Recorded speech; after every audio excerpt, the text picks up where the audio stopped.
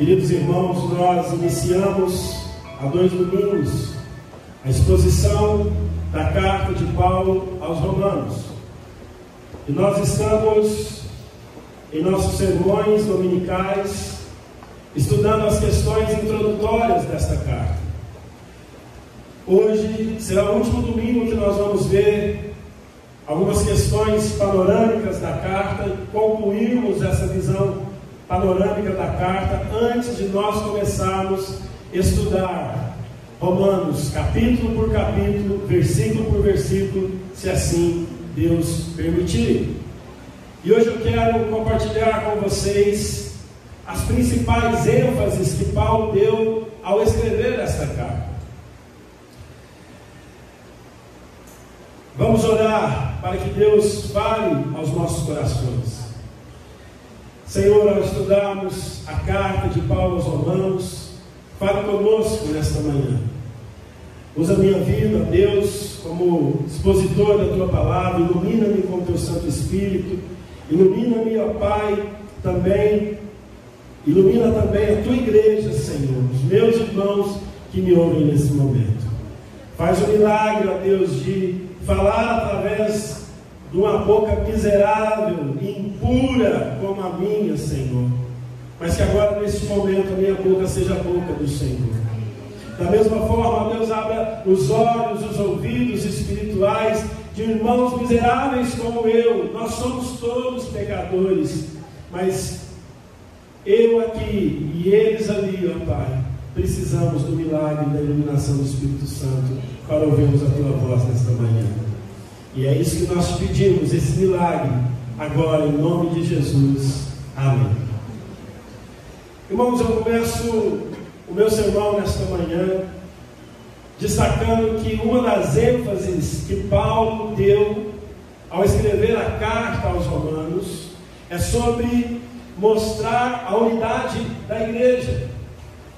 Eu não quero ler aqui primeiro Romanos, mas eu vou ler um texto em Efésios, capítulo 2, verso 14, que a Bíblia diz assim: porque Ele é a nossa paz, o qual de ambos fez um, e tendo derribado a parede da separação que estava no meio, a inimizade, aboliu na sua carne a lei dos mandamentos, na forma de ordenanças, para que dois criasse em si mesmo um novo homem, fazendo a paz, e reconciliasse ambos em um só corpo com Deus, por intermédio da cruz, destruindo por ela a inimizade. Paulo escreve a sua carta à igreja de Roma, e a igreja de Roma era composta por cidadãos judeus que moravam em Roma e por gentios, ou seja, o gentio era todo aquele que não nascia em Israel, ou que não era um judeu, porque o judeu ele não precisa necessariamente nascer em Israel para ser um judeu.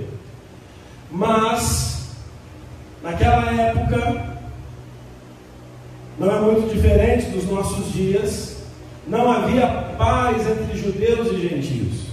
Os judeus consideravam os gentios como um povo impuro, que não podia se relacionar com aquele povo. Mas na igreja de Roma estavam esses dois tipos de povos, judeus e gentios. E quando nós estudamos a carta de Paulo aos Romanos, nós vemos que Paulo trabalha naquela carta a importância da unidade na igreja. A Bíblia nos ensina que a igreja é para todas as pessoas. A igreja é para o judeu, mas é também para o gentio. É para o brasileiro, é para o coreano, é para o preto, é para o branco. A igreja é para o pobre, é para o rico, é para o jovem, é para a criança, é para o velho. A igreja ela não deve ser fragmentada ou servir apenas a um segmento. A igreja é para todas as pessoas. É para quem surfa, é para quem não sabe nadar, é para quem é atleta e é para quem é sedentário como eu. A igreja é para todos. Então, Paulo nos mostra na carta aos Romanos sobre a unidade da igreja, Queridos irmãos, nós somos diferentes. Ninguém na igreja é igual. O próprio apóstolo Paulo, ele vai dizer que a igreja é como o corpo, e nós, como o corpo de Cristo, somos membros diferentes da igreja. Nós temos dons e chamados diferentes na igreja, mas cada um de nós é importante no corpo de Cristo. Amém? Nós não fomos chamados para ser iguais dentro da igreja. Cada um tem um chamado. Você tem um chamado. Quando Jesus te salvou, Ele te deu dons e talentos para serem usados. E você vai descobrindo esse chamado, vai desenvolvendo esse chamado à medida que você caminha com o Senhor Jesus. Mas os nossos diferentes dons, nós precisamos estar unidos. Nós precisamos entender que a igreja tem que viver em unidade. Quando Paulo escreve a carta aos Romanos, ele mostra isso. E como que nós aplicamos a unidade na prática aqui na igreja do Jardim Monte Alegre?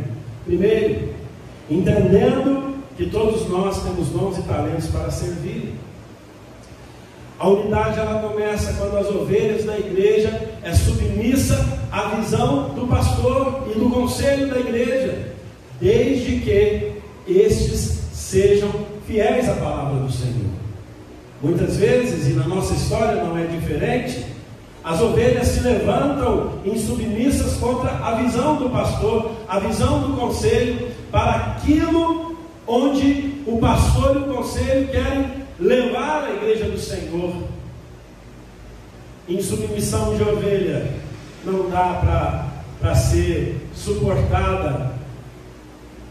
Se há ovelhas insubmissas e intratáveis, e elas existem, isso faz mal à igreja, isso gera divisão à igreja. Então eu, como pastor desta igreja, o pastor de vocês, eu oro a Deus para que a gente ande na mesma visão, porque eu acredito que a Bíblia nos ensina que primeiro Deus dá a visão para o pastor. Em agosto foram minhas férias, eu fui para a minha terra prometida lá em Minas. Estava conversando com um irmão, e ele é de uma outra igreja, até mesmo de uma outra denominação, e ele estava bravo com o pastor dele, porque o pastor estava levando a igreja a construir um templo novo, maior, mais bonito. E esse irmão dizia: para que gastar dinheiro com um templo maior? Nós não temos gente para encher aquele templo. Esse irmão dizia: para que comprar bancos estofados? E eu ouvindo ele, depois que ele terminou de falar, eu disse: meu irmão, deixa eu te dizer uma coisa. Deus dá primeiro a visão para o pastor da igreja. Quando esse pastor não estiver mais aqui na terra, ou não estiver mais na sua igreja, vocês vão ter um templo grande, preparado para receber os eleitos aqui da nossa cidade, naquela igreja.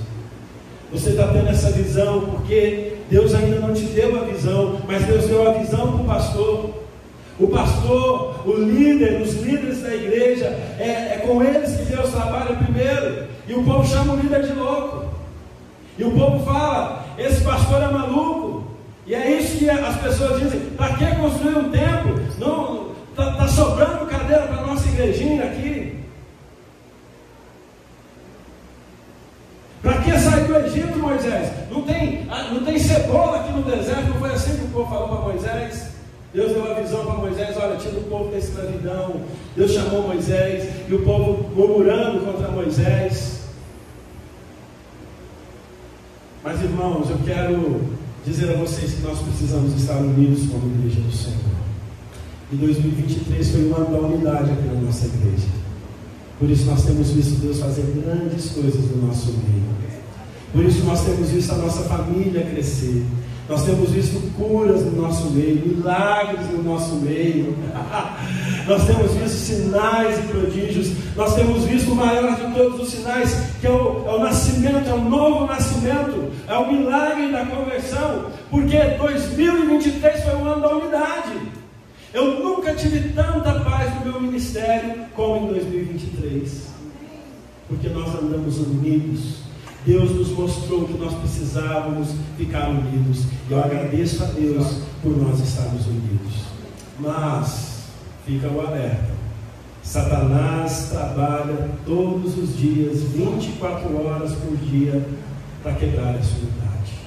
Mas em nome de Jesus, isso é só o começo. Nós seremos mais unidos, nós seremos mais fortes e nós caminharemos juntos. Uma segunda ênfase que Paulo dá aqui na carta aos Romanos é a universalidade do pecado. Em Romanos 3, versículo 23, Paulo escreveu: pois todos pecaram e carecem da glória de Deus. O pecado é universal. Paulo era pecador. A igreja de Roma era constituída por crentes pecadores. Eu sou um pecador. E aqui não é para fazer pose, não. Eu sou o principal pecador dessa comunidade aqui, dessa congregação. Eu sou terrível, eu sou miserável, o meu coração é sujo, o meu coração é impuro. E Paulo escreve aos Romanos para nos lembrar que judeus são pecadores, que gentios são pecadores, brasileiros são pecadores, chineses são pecadores, porque a Bíblia nos ensina que nós já nascemos em pecado. O salmista Davi, no Salmo 50, ele escreveu o seguinte: que em pecado a sua mãe concebeu. Nós não somos pecadores quando nós praticamos algo que desobedece a Deus, mas a nossa natureza é pecadora. Não tem como você não ser um pecador. Eu me lembro de uma vez, na nossa congregação aqui na Avenida José André de Moraes, no estudo de quarta-feira, o irmão que me disse que havia 18 anos não pecava mais. Eu falei: então, meu irmão, você pecou agora, né? Não existe isso, nós somos pecadores. E uma pessoa que acredita que por 18 anos não peca mais, ela não nasceu de novo, ela ainda está cega nos seus pecados, ela acha que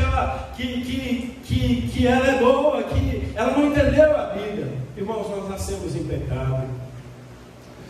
Os nossos bebezinhos, né? Daqui a alguns dias vai nascer aí o filho da Bruna, o Mohamed,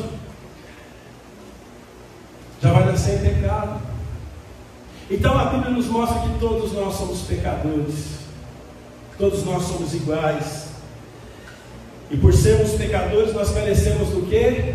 Da graça de Deus, do favor de Deus, do perdão de Deus. O fato de sermos pecadores e da Bíblia dizer que somos pecadores não deve nos deixar desanimados. O fato de reconhecermos que nós somos miseráveis, impuros, não deve entristecer o nosso coração, pois há uma solução para o nosso pecado, e a solução para o nosso pecado é Jesus. Ele é o plano perfeito, Ele é o mistério da graça.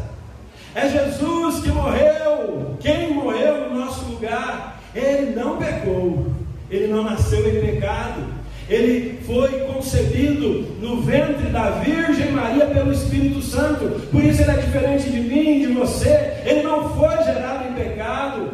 Ele é santo, ele foi tentado, mas não pecou. Então, a mensagem de que todos nós somos pecadores não deve nos deixar tristes, mas deve nos lembrar a esperança para o pecador, e essa esperança é Jesus. Creia em Jesus, confie em Jesus, não desista da sua caminhada com Cristo, porque eu sei que diariamente você pensa: eu não valho nada. E olha, não é só seu pensamento, é verdade, você não vale nada. Mas Jesus é o seu Salvador. Mas Jesus é quem nos justifica diante de Deus. Aliás, essa é uma outra ênfase que Paulo vai dar à carta aos Romanos, que nós somos justificados pela fé. Paulo escreveu lá em Romanos 1,17: o justo vive pela fé. Paulo também escreveu: justificados, pois, mediante a fé, temos paz com Deus. O que significa a doutrina da justificação? Aqui em Romanos diz que não há ninguém justo, nenhum sequer. Não há nenhum justo, não há quem faça o bem, não há quem busque a Deus sem a ajuda do Espírito Santo. Só que o que acontece? No céu não vai entrar pessoas injustas. Como é que faz então? Nós não somos justos?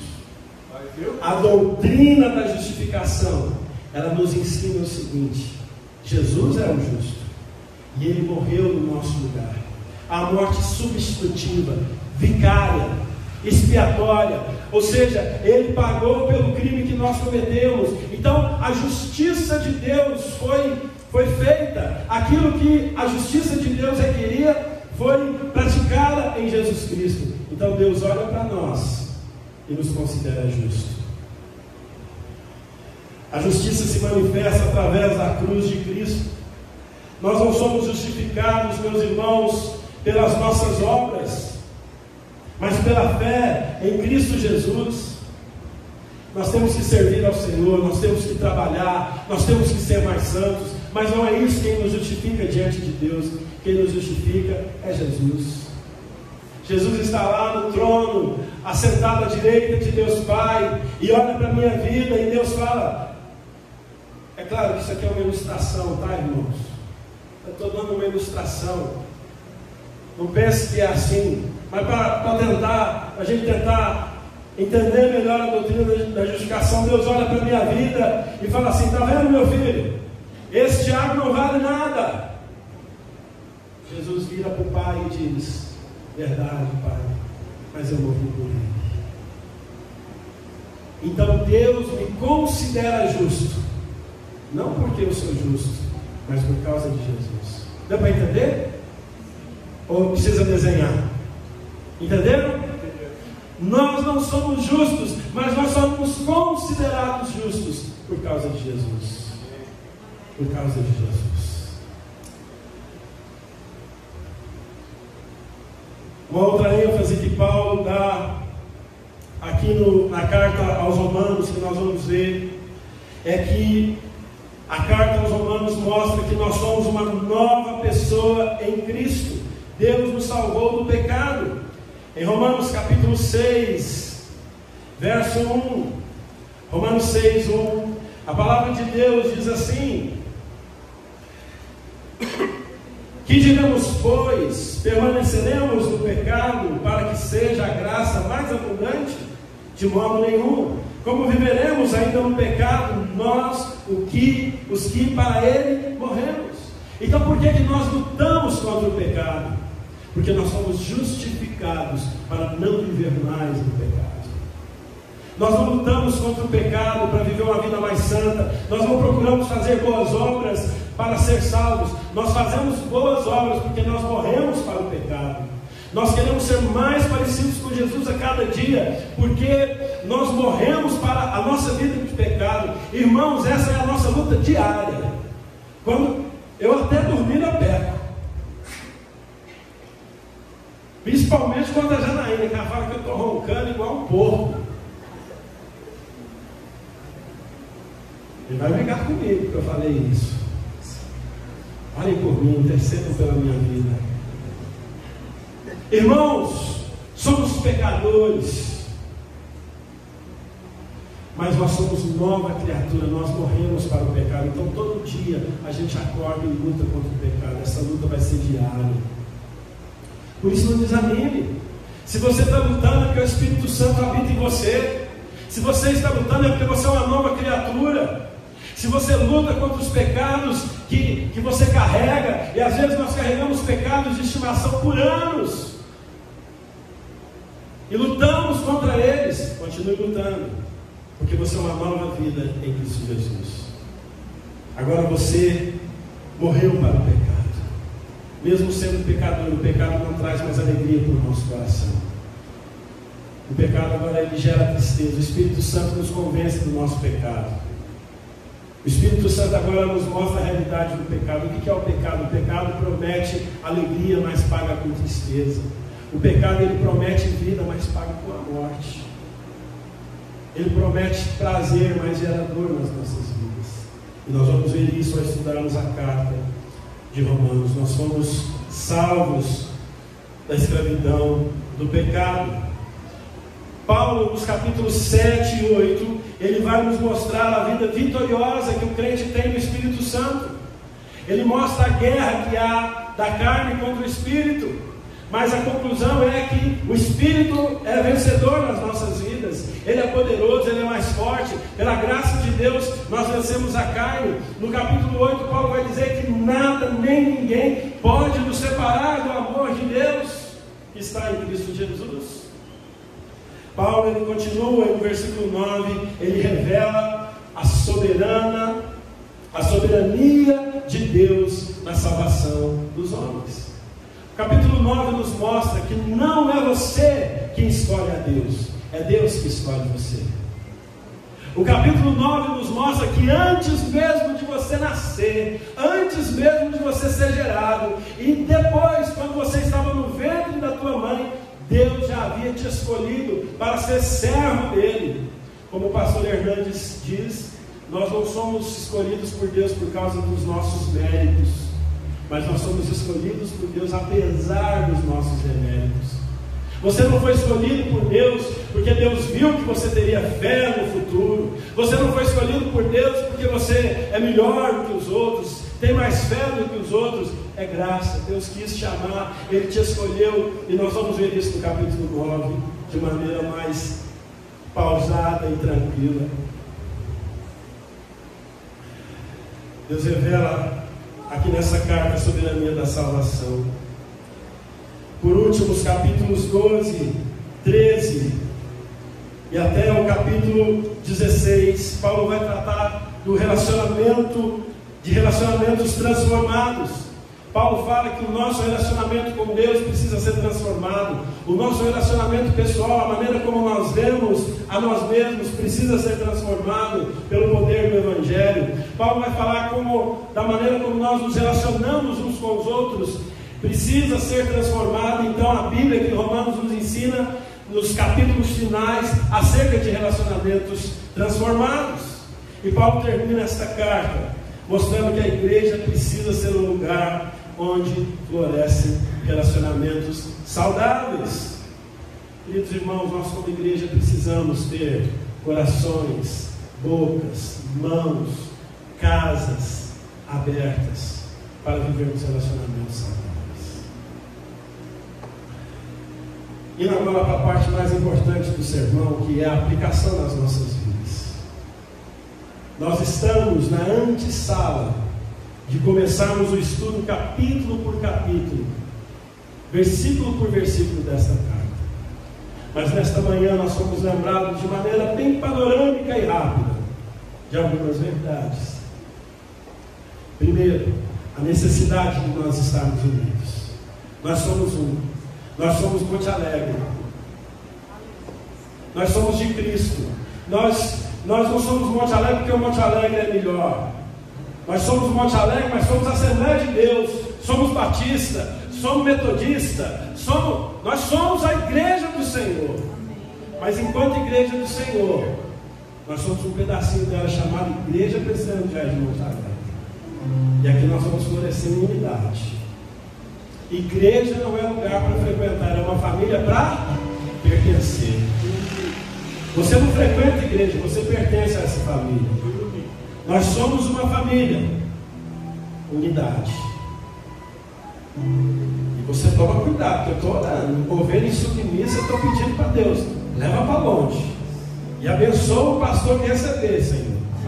Porque a pessoa insubmissa aqui é lá, infelizmente. Mas Deus trata com todos nós. Vamos ter unidade.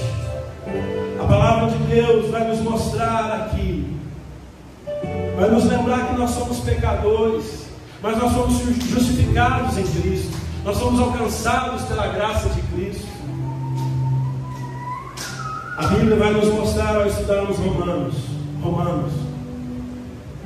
que nós morremos para o pecado. E ao findar o estudo dessa carta, o Senhor nos lembrará que os nossos relacionamentos precisam constantemente ser transformados. Nós não podemos estar contentes com a nossa vida. Cada dia nós precisamos querer ser mais parecidos com Jesus, ser cônjuges melhores, filhos melhores, pais melhores, uma igreja mais parecida com o Senhor Jesus. Eu disse aqui há alguns domingos, acho que no primeiro domingo, que essa carta foi responsável por um avivamento na vida de Martinho Lutero e da Reforma Protestante. Se tem também o avivamento que a carta de Romanos produziu na vida de John Wesley e na Inglaterra e na Nova Inglaterra, ali no século XVII. Eu creio que o avivamento vai começar aqui, se for da vontade de Deus, nós estudarmos a palavra. Que nós vamos ser avivados por essa carta. A minha oração é para que o Deus que avivou Martinho Lutero, o Deus que avivou John Wesley, avivou a Inglaterra, a Nova Inglaterra e tantos outros, ao estudarmos essa carta, Deus aviva os nossos corações também.